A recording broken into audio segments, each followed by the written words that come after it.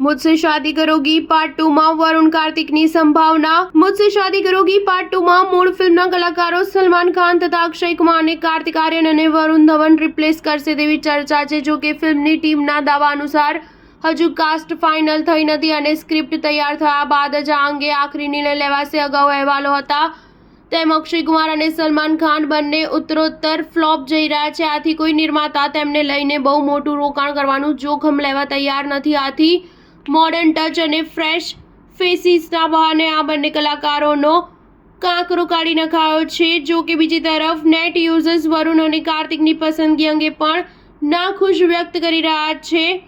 તેમના મતે વરુણ ધવનની એક્ટિંગમાં કોઈ દમ નથી જ્યારે કાર્તિક આર્યન ઓવર એક્ટિંગ કરે છે। હવે પ્રિયંકા ચોપરાના સ્થાને કઈ હિરોઈનને રોલ મળશે તેની પ્રતીક્ષા છે। હાલ ફિલ્મની સ્ક્રિપ્ટ તૈયાર થઈ રહી છે। ફિલ્મ આવતા વર્ષના એન્ડમાં રિલીઝ કરવાનું પ્લાનિંગ છે। સ્ટાર ન્યૂઝ 7 હંમેશા સચ્ચાઈની સાથે।